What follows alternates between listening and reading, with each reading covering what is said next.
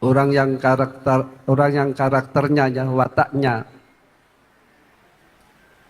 sayang kepada orang lain, welas kepada orang lain, menolongi kepada orang lain, perhatian kepada orang lain,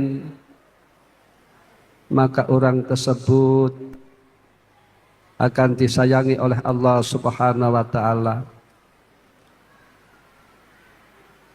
Orang tersebut akan dibelasi oleh Allah.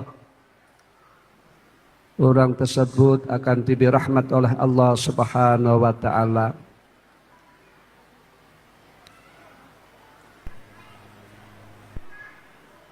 Hidup di dunia itu merupakan perjalanan menuju akhirat ya. Bukan puncaknya. Kehidupan abadi adalah kehidupan yang di akhirat. Kebahagiaan abadi adalah kebahagiaan di akhirat. Bahkan digambarkan orang yang di dunia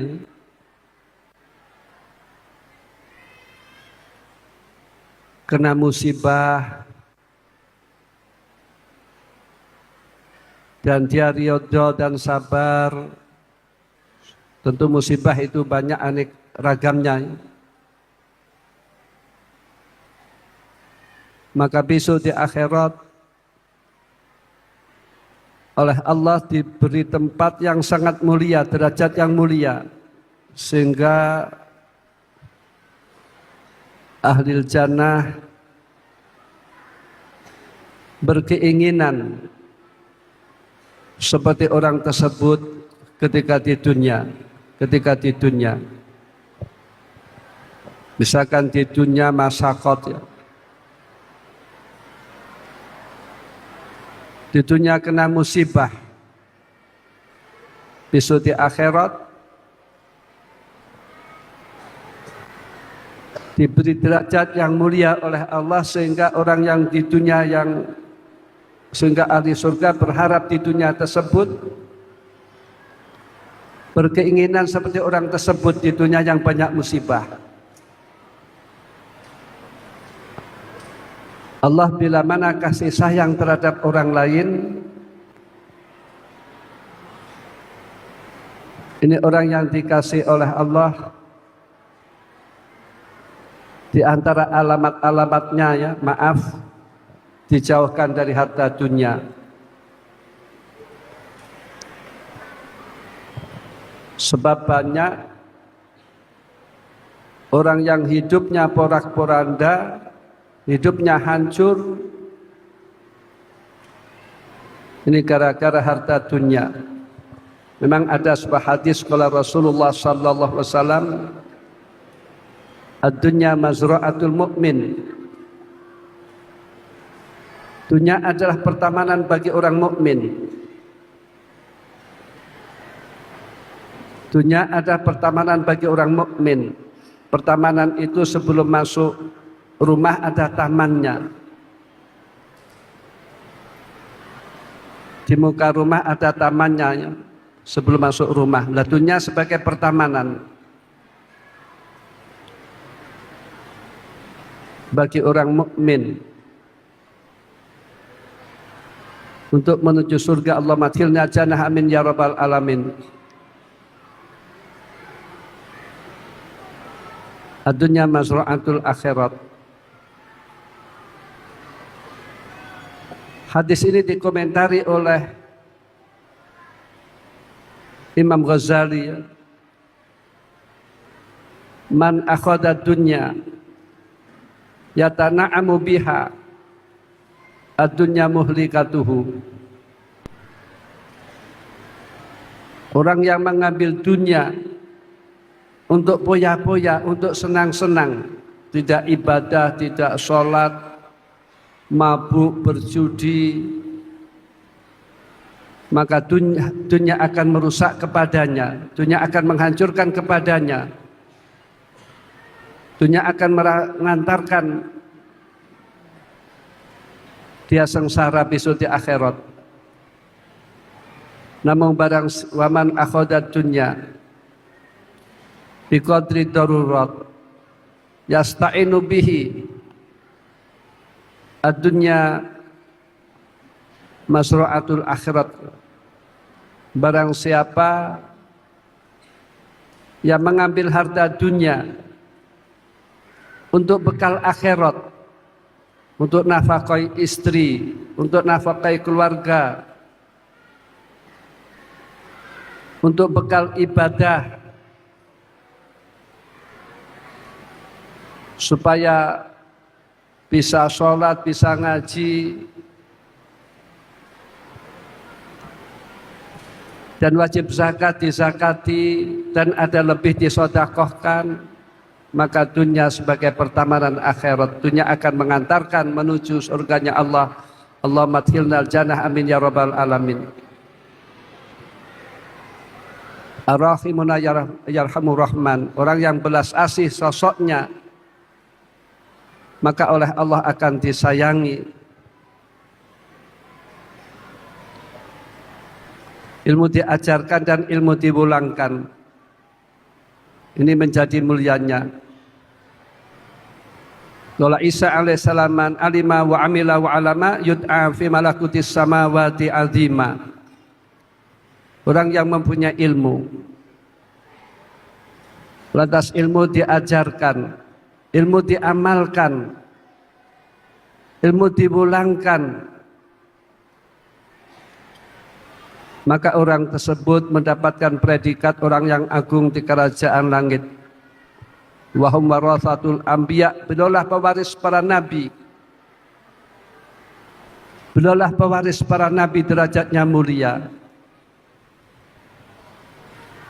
Imam Hasan Basri radhiyallahu anhu mengatakan, laulal ulama la sara annas kulhum kal bahaim. Bila mana tanpa ulama, bila mana tanpa ulama, maka niscaya kehidupan manusia seperti hewan. Bila mana tanpa ulama, kehidupan manusia seperti hewan. Bagaimana demikian? Sebab bila mana orang tanpa ilmu agama, maka yang menonjol dalam kehidupannya hawa nafsunya, emosinya.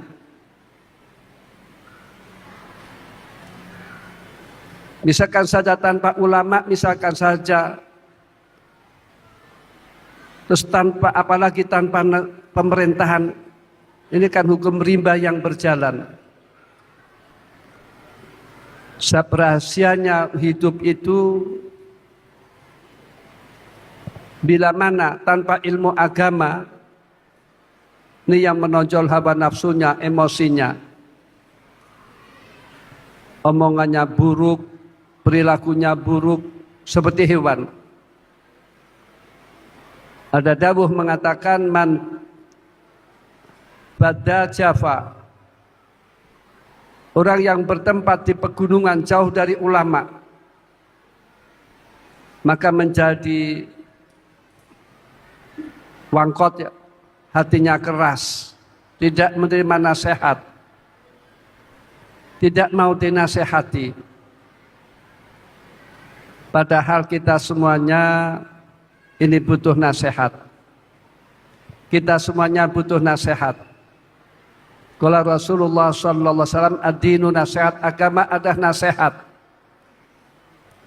Agama adalah menghendaki kebaikan pada orang lain.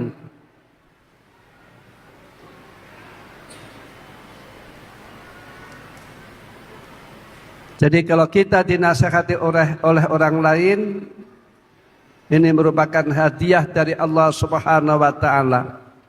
Orang lain mau menasihati kepada kita, sebab orang yang nasihati kepada kita ini berarti kan perhatian kepada kita, peduli kepada kita. Namun kalau orang sombong, dinasihati menolaknya. Ya contoh saja, orang sayang kepada orang lain, seperti anaknya kalau salah, ini kan mau menasehati. Misalkan ada orang lain kita tidak kenal, kita tidak peduli, mereka salah kita akan membiarkan.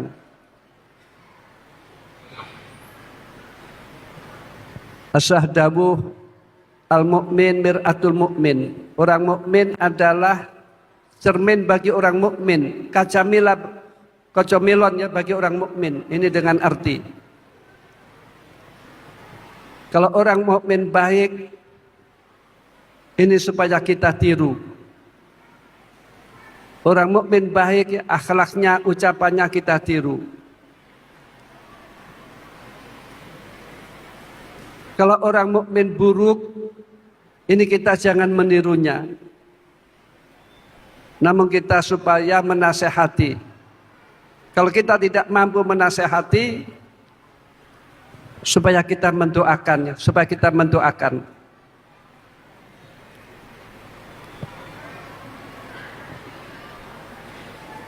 Jadi al-mu'min mir'atul mu'min itu kita supaya mencontoh bagi orang mukmin yang baik, dan kita jangan mencontoh orang mukmin yang buruk.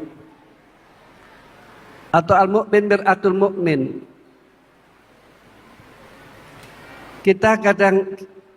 kita dengan kejelekan diri kita itu tidak tahu ya. Orang itu perasaannya, nyangkanya dirinya benar. Umumnya manusia demikian, menyangka dirinya benar.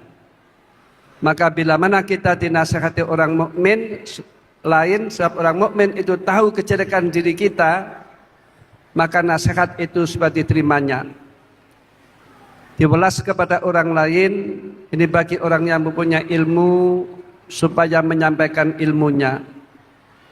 Man bada jafa, orang yang tanpa ilmu agama, maka karakternya keras, wangkot, bengis, tidak mau dinasihati dan lain-lain, yang buruk-buruk ya.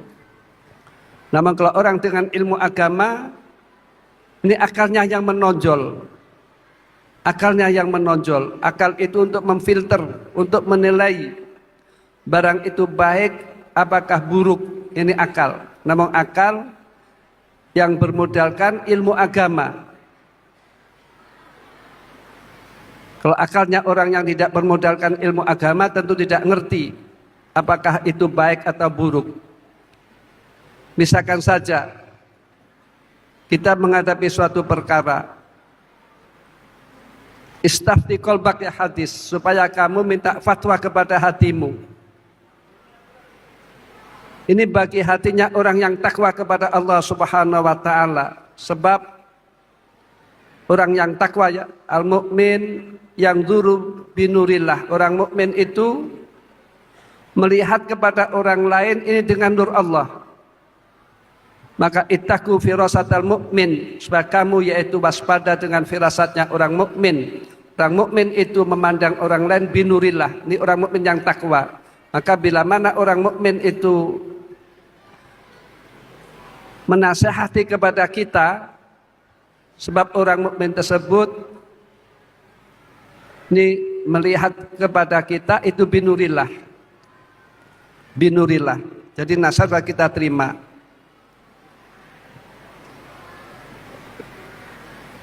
Jadi artinya orang ingin baik harus dengan ilmu agama.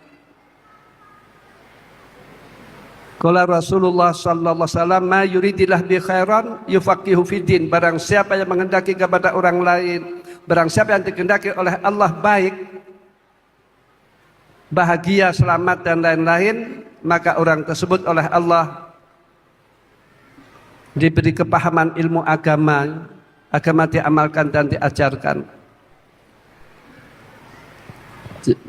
Jadi seorang yang mempunyai ilmu sayang kepada orang lain ini dengan mengajarkan ilmunya.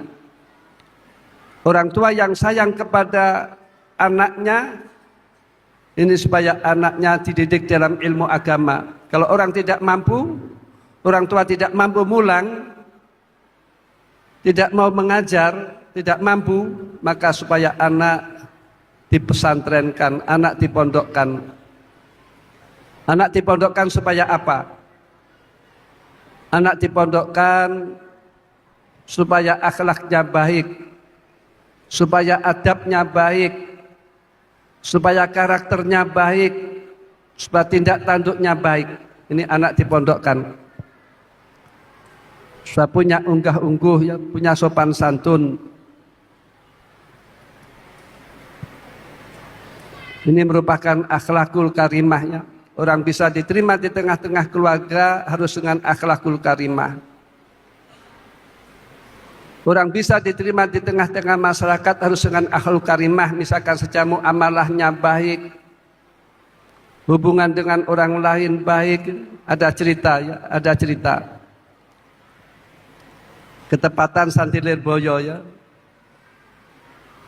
Santilir Boyo itu, ini cerita yang tidak boleh ditiru.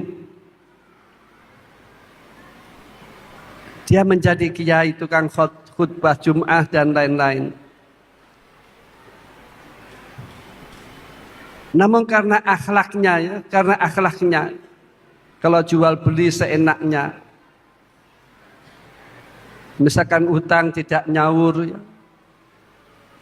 Kalau membeli tidak nyaur, misalkan saja tidak melunasi. Kalau menjual barang jelek, ditutupi kejelekannya, tidak disampaikan ini barang yang ini jelek. Hubungan dengan masyarakat tidak baik, lantas orang tersebut tidak dipakai oleh masyarakat. Pengajiannya tidak payu, khutbah tidak ada yang mengundang, maka akhlakul karimah itu harus diperhatikan. Orang membina rumah tangga harus dengan akhlakul karimah.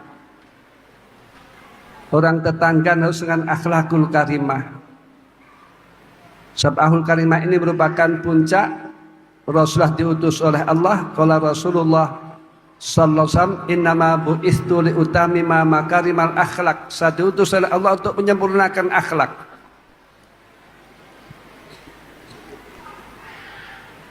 Dan akhlakul karimah itu maknanya luas, ya. Jadi Allah itu bila mana sayang kepada hambanya, ini diantara hamba tersebut oleh Allah diberi taufik mau mengaji.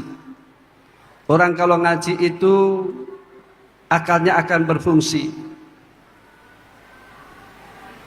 Bila mana akalnya berfungsi, maka kehidupannya akan menyerupai orang-orang sholihin.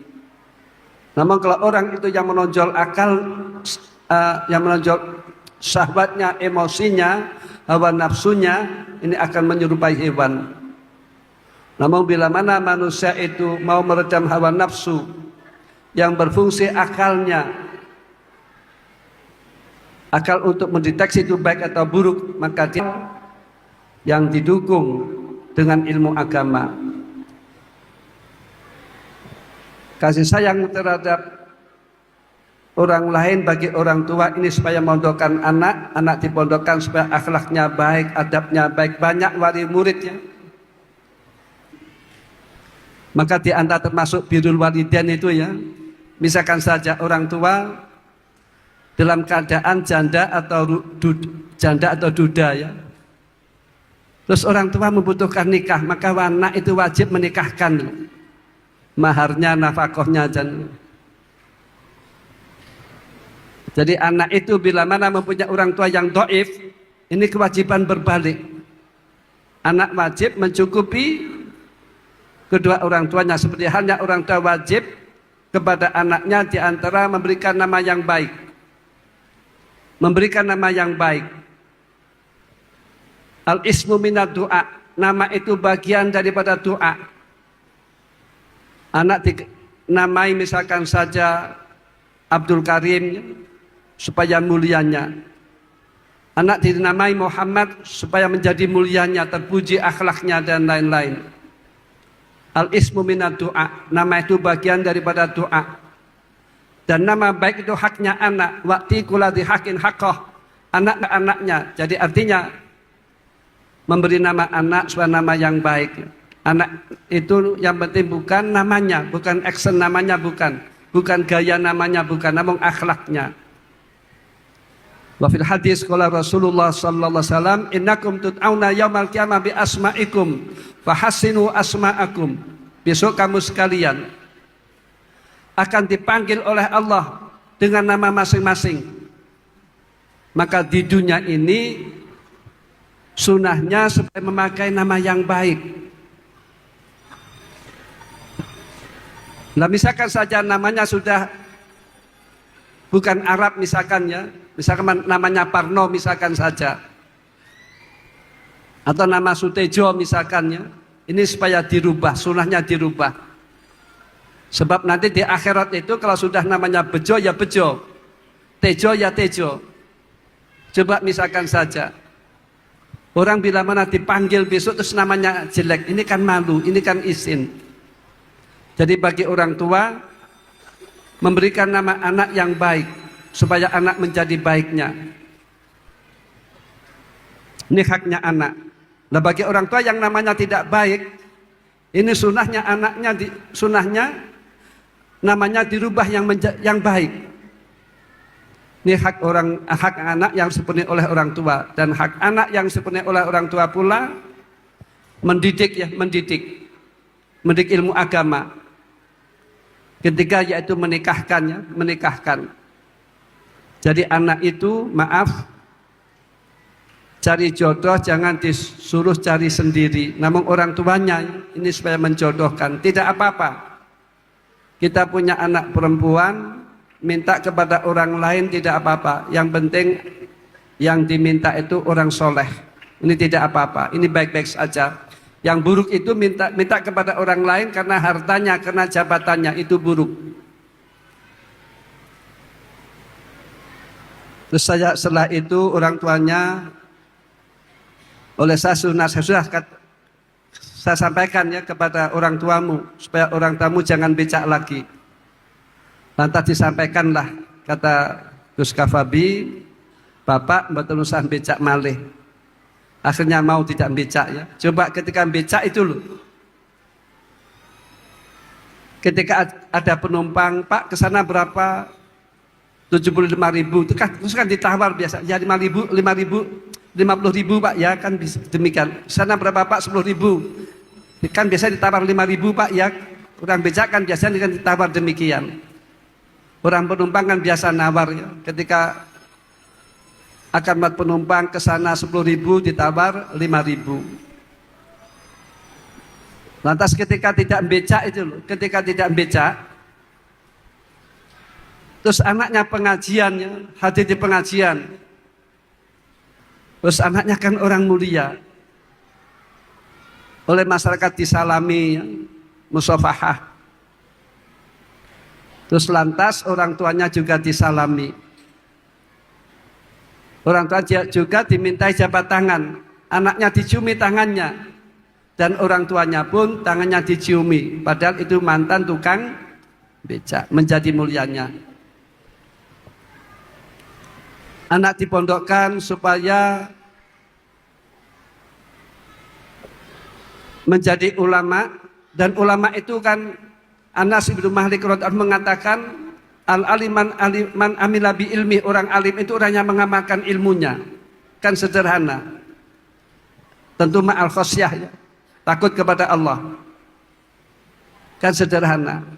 Ulama bisa diikhtiari. Walaupun dia latar belakang apa saja, walaupun orang tuanya apa saja, kalau mau mondok, mau mengaji, akan menjadi mulianya menjadi ulama. Kedua, orang tua mondokkan anak supaya menjadi waladin soleh ya, waladin soleh. Orang tua yang benar itu loh, ini hanya berharap anak-anaknya menjadi anak yang solihin wa solihat. Itu orang tua yang benar. Kenapa waladin solihin ya? Kalau orang itu soleh, maka berpotensi ibadahnya, amal baiknya diterima oleh Allah Subhanahu wa ta'ala. Orang yang mempunyai anak yang soleh ini dapat pahala yang mengalir, dapat pahala yang mengalir. sebagai sahibu waladin sholihin yad'ulah, walaupun orang tuanya sudah meninggal dunia, orang tua terus dapat pahala. Yad'ulah ya, kalau orang rajul soleh tentu akan peduli mendoakan kepada orang tuanya. Habis sholat, astaghfirullahaladzim li wali walidayya wali jamil muslimin wal muslimat al ahya'i minhum wal ambat. Orang soleh kan demikian, sholat dunga rabbirhamuma kama rabbayani shaghira, doakan kepada orang tuanya. Namun kalau anak tidak soleh, ini akan merepotkan orang tua. Orang tua kaya misalkan saja, anaknya tidak soleh, hartanya bisa murat-marit, hartanya bisa habis. Begitupun kiai tidak punya anak soleh, maka pondoknya juga bisa berantakan.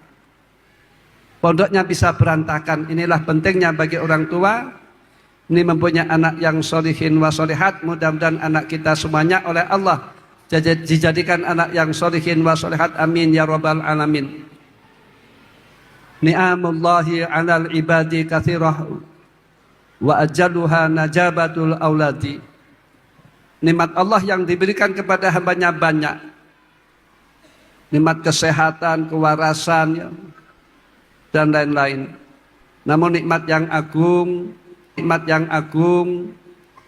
oleh Allah orang diberi anak yang sholihin wa sholihat.